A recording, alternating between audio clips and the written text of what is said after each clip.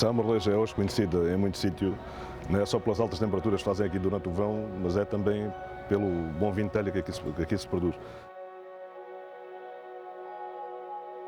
E em que o vinho de telha não é só o vinho, não é mais um vinho, é o vinho de telha. Depois o vinho de talha também é um vinho que nós fazemos com as mãos, não é muito mais pessoal, não é um vinho tão impessoal. Os vinhos é como a gente ter um filho, tem que olhar para eles todos os dias. É importante salvaguardar o vinho de talha. O vinho de talha é história, e é a história do nosso território.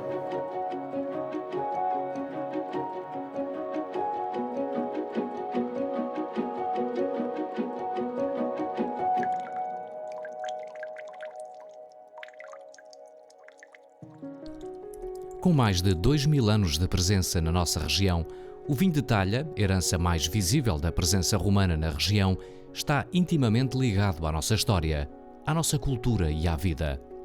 Eu acho que o vinho, no período romano, teve um papel absolutamente decisivo, porque foram os romanos que o democratizaram. O vinho não era um mero produto agrícola, era civilização. Era a baixela, eram os hábitos, eram os rituais, tudo isso. Porquê? Porque isso era uma das maneiras de acrescentar valor ao vinho. E os fenícios queriam, em troca, o que nós tínhamos de bom, que era o ouro e a prata. E, portanto, trouxeram as cepas, trouxeram as castas, trouxeram a arte de fazer as talhas e ensinaram isso às pessoas. Será que o vinho que nessa altura eles faziam é igual a este que estamos aqui a beber? O que eu sinto das conversas com os produtores é que tudo eles fazem para se semelharem a esse tempo, ou seja, para retratarem esse tempo, ou seja, evitam qualquer modernidade, qualquer tecnologia, qualquer conforto que hoje a tecnologia e as inovações já permitem. A maioria dos produtores tenta de facto esse método mais tradicional, principalmente se estivermos a falar em produtores tradicionais. Os romanos não bebiam como nós bebemos. Aliás, por causa disso, eles nos chamavam bárbaros. Os bárbaros eram os que bebiam o vinho puro. Eles bebiam-no miado ou terçado com água, num ritual muito sofisticado, quase transcendente, de consumo do vinho. O vinho sempre foi uma bebida especial porque era a que dava mais dinheiro em taxas a quem mandava. Praticamente todos os castelos e muralhas que há em Portugal, e são muitas, foi quase tudo feito com o imposto cobrado sobre o vinho. Os romanos, quando aqui chegaram a produzir vinho, o que é que trouxeram? Trouxeram as uvas, as cepas, trouxeram a técnica de fazer as talhas, portanto, é de facto uma bebida mágica.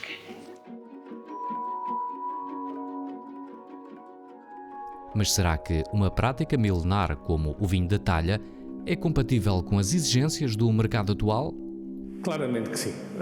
O vinho de talha não é nem melhor nem pior, eu digo sempre isto e farto-me de repetir por esse mundo fora, é diferente. Nós continuamos a fazer um vinho de talha praticamente com o mesmo protocolo que os romanos o faziam há 2000 anos atrás. A única eletricidade que nós usamos hoje numa adega de talhas é a da iluminação da luz, porque tudo o resto não tem temperatura controlada, não tem ares condicionados, a uva é esmagada e vai para dentro das talhas ou dos potes, como nós dizemos aqui na Amarleja, e faz a sua vinificação no mínimo durante 40 dias com aquilo que nós chamamos a mãe, que é as películas, as grainhas, só lhe retiramos o engaço e até ao São Martinho a maceração é completa, nos brancos e nos tintos. E aí sim, quando falamos de um vinho branco de talha, ele claramente é muito diferente dos vinhos brancos que hoje estamos habituados, onde os aromas são muito intensos, onde a temperatura fermenta a 10 graus, a 12 graus. Nós numa talha facilmente atingimos os 30 graus de fermentação e é isso que faz a diferença. Agora, é compatível, porque o vinho de talha é claramente a nossa história e é uma história para ser vivida aqui, porque hoje na Amarleja possivelmente nós conseguimos fazer 50 mil litros de vinho de talha e portanto temos que continuar a desenvolver, e a cooperativa tem feito isso muito bem, a desenvolver o vinho convencional e termos uma atividade económica muito importante para o Concelho e para o Concelho de Mourão com o vinho convencional, e continuamos, no meu caso, como Presidente da Adega Cooperativa, continuamos a apoiar os produtores de vinho de talha, permitimos que eles, uma parte das uvas, sejam usadas para a sua própria vinificação, para que possamos manter esta tradição e esta paixão toda que nós temos pelos vinhos de talha. A Amareleja é hoje conhecida em muito sítio, não é só pelas altas temperaturas que fazem aqui durante o verão, mas é também pelo bom vinho de talha que aqui se produz. Isso deve-se essencialmente aos produtores e à qualidade do vinho que eles apresentam. Estamos a falar de um território com uma tradição muito grande na área do vinho. A sub-região da Granja Amareleja é das sub-regiões iniciais do Alentejo, com umas características muito particulares, porque estamos a falar da margem esquerda do Guadiana e da zona mais quente do Alentejo, e sempre teve um papel também muito importante na defesa dos vinhos de talha e das heranças que temos com mais de 2000 anos que os romanos trouxeram para o nosso território. E isso mantém-se nos dias de hoje. Hoje continuamos a ter um núcleo muito importante de vinho de talha na Amareleja, que faz parte dos 3, 4 grandes núcleos que temos no Alentejo: Vila de Frades, Amareleja, Cabeção, uma zona de Estremoz, também ainda temos ali alguma talha com alguma relevância, mas é claramente aqui entre Vila de Frades e Amareleja os 2 polos principais de talha. Os produtores reconhecem a singularidade deste território da margem esquerda do Guadiana, marcada em algumas zonas por pequenas parcelas de terreno, muitas delas com vinhas de pé franco, que são a base da resistência a novas formas de agricultura.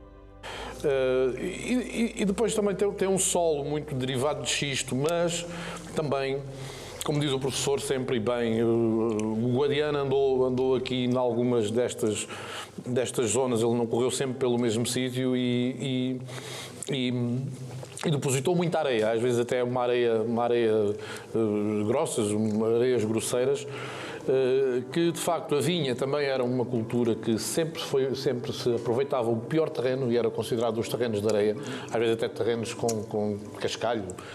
O modo de produção das tradicionais vinhas da região podem facilmente integrar o modo de produção biológico.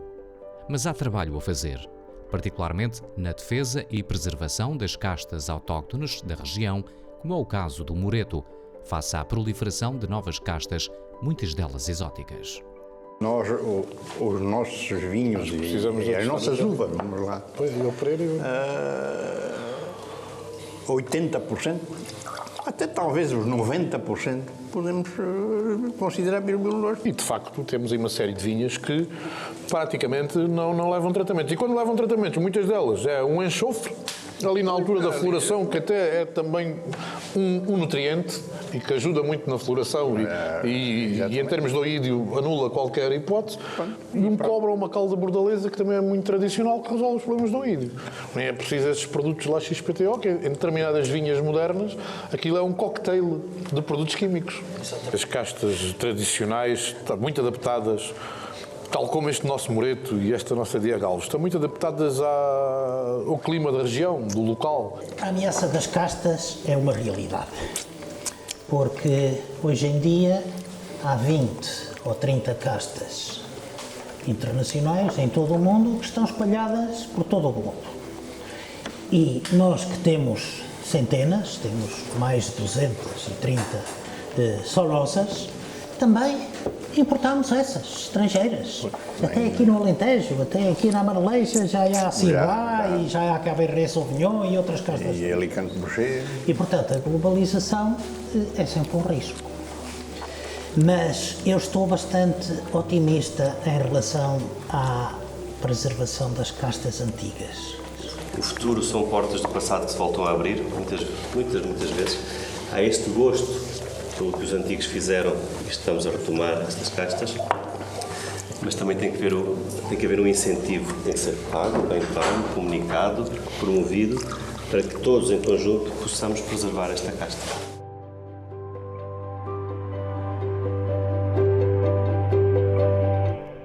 Poderá o vinho de talha assumir-se como produto de marketing territorial para este território? Está-se agora na fase de dar a conhecer ao mundo o que aqui se produz. Mas eu tenho a expectativa de que ainda seja possível haver uma última etapa, que é o mundo, depois de conhecer o que aqui se faz, ter vontade de cá vir. Porque no dia em que se bebe o vinho aqui, É outra experiência. é muito diferente do que bebê-lo num restaurante gourmet de Nova Iorque. Esse vinho de talha que pode fazer uma grande diferenciação para este território, ou seja, principalmente com o Concelho de Moura e para a Vila da Marleja, onde continuamos a ter um conjunto de adegas extremamente ativas a fazer o seu vinho de talha, a vender o seu vinho de talha muitas vezes na própria taberna, como se fazia e como sempre se fez aqui na Marleja e noutros locais do Alentejo. E é essa herança, é essa tradição, é essa cultura que nós pretendemos apoiar e pretendemos manter, porque para beber o verdadeiro vinho de talha, o mais importante é bebê-lo aqui junto das nossas gentes, com a nossa gastronomia e no meio da nossa cultura, com o canto alentejano, é aqui que faz todo o sentido.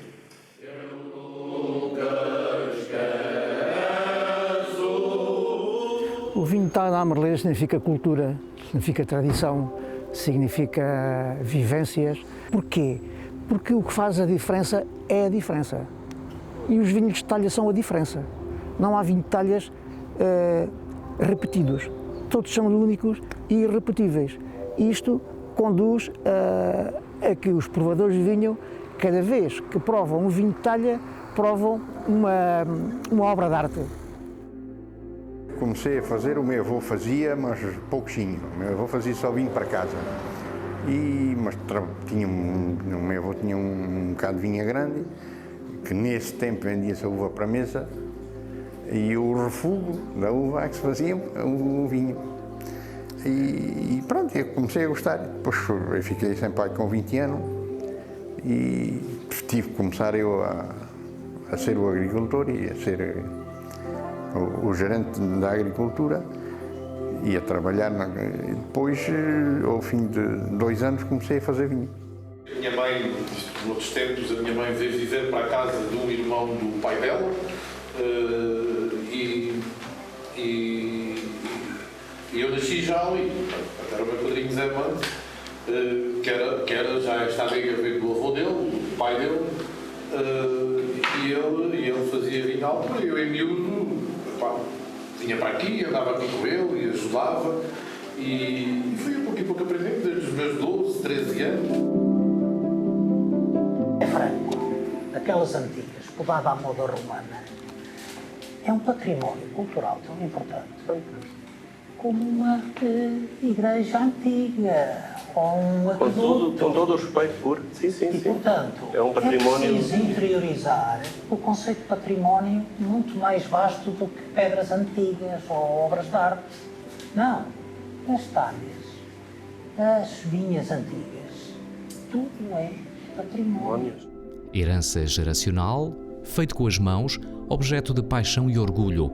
O produtor estabelece com o vinho de talha uma forte relação emocional.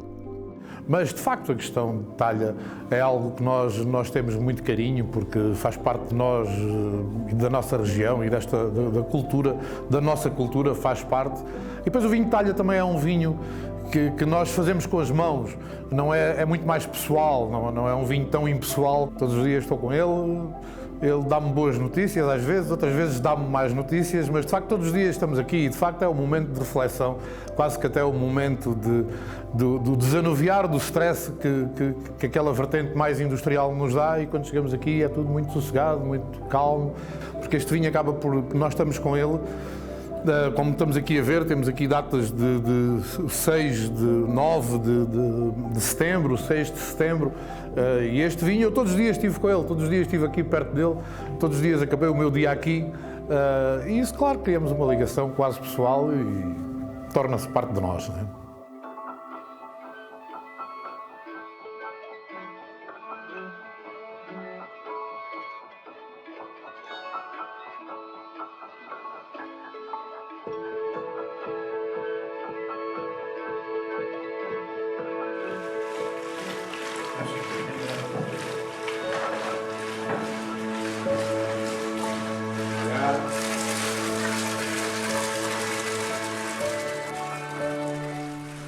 desperto para a procura de novas experiências, o consumidor procura hoje, cada vez mais, produtos únicos e autênticos que lhe permitam vivências, paixões e saberes. Quem está nos vinhos de talha, eu acho que está por amor, não, está enfim, pela tradição, pelo amor, do fundo, a esta arte, a esta forma de fazer vinho que vem de há muitos anos e que, no fundo, faz parte da nossa cultura, mas não podemos dissociar da vertente financeira, e isso é importante. Não se pode pactuar com quem quer comprar o vinho de uma talha ao preço do vinho de uma cuba de 100 ml. Não podemos, não é possível aceitar isso. E só fazer esse trabalho, estamos a fazê-lo cada vez mais de forma intensa e continuada, explicando, formando o consumidor final. E como disse há pouco, os resultados gratificantes começam a aparecer. O crescente interesse nos vinhos de talha levou uma nova geração de enólogos e produtores a despertar para esta prática. Surge no meio do vinho desde sempre, porque o meu pai sempre fez vinho, portanto, desde que me lembro, sempre convivi com vinho, sempre nestas talhas, nos potes de barro, e portanto, desde sempre que convivo com o vinho. Muitos destes jovens que chegam ao setor com formação académica, que pode ser importante nos processos dos mercados e no controle de qualidade, continuam a ver como fundamental o contributo daqueles que transportaram de geração em geração este saber fazer. Como se faz o vinho de talha, eu aprendi foi com o meu pai, né? Embora eu tenha aprendido outras coisas na escola, mas não aprendi como é que fazia vinho de talha. E o vinho de talha, como se faz, aprendi com ele. Eu ainda me lembro dos ripanços à mão, que nós temos ali um, e foi com ele que aprendi isso tudo, como é que se fazia o vinho de talha. Para um produtor de vinho, o sucesso do mesmo começa na vinha e na condução da mesma. Depois, a vindima, no ponto ótimo de maturação das uvas. Já na adega, lugar mágico onde tudo acontece, o trabalho é diário e paciente, como quem cuida de um filho. O momento da consagração está guardado para o dia da abertura da talha, momento feito de expectativas, partilha, gestos e rituais que consagram esta milenar forma de fazer vinho de talha. Os vinhos é como a gente ter um filho, tem que olhar para eles todos os dias. O dia da abertura da talha é o dia,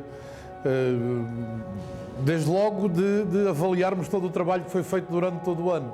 Não é? É naquele momento que, de facto, colocamos à prova, à nossa prova e à prova dos demais amigos que estejam e que vão provar esse vinho, que se vai pôr à prova todo o trabalho de um ano, e isso, de facto, isso para o produtor é muito importante. E pronto, e está tudo à espera, no fundo, está tudo ansioso para ver o que é que dali saiu, não é? Quando se abre a talha, de facto, percebe-se o que é que saiu, se foi bom ou se foi mal.